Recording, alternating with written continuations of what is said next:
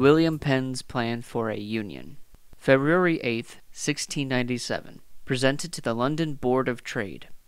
A brief and plain scheme how the English colonies in the north parts of America, viz. Boston, Connecticut, Rhode Island, New York, New Jersey, Pennsylvania, Maryland, Virginia, and Carolina, may be made more useful to the Crown and one another's peace and safety with a universal concurrence.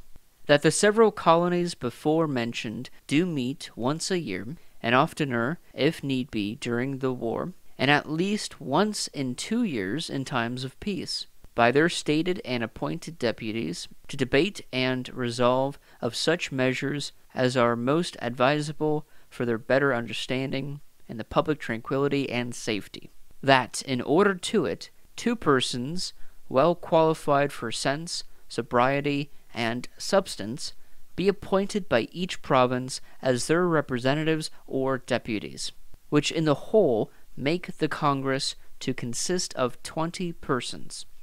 That the King's Commissioner, for that purpose specifically appointed, shall have the chair and preside in the said Congress.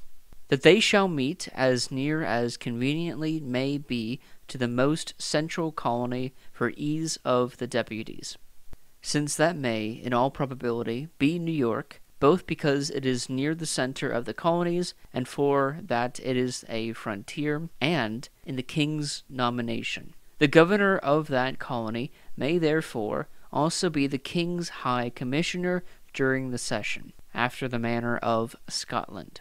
That their business shall be to hear and adjust all matters of complaint or difference between province and province, as first, where persons quit their own province and go to another, that they may avoid their just debts, though they be able to pay them. Second, where offenders fly justice, or justice cannot well be had upon such offenders in the provinces that entertain them. Third, to prevent or cure injuries in point of commerce. Fourth, to consider the ways and means to support the union and safety of these provinces against the public enemies, in which Congress the quotas of men and charges will be much easier and more equally set than it is possible for any establishment made here to do. For the provinces, knowing their own condition and one another's, can debate that matter with more freedom and satisfaction, and better adjust and balance their affairs in all respects for their common safety.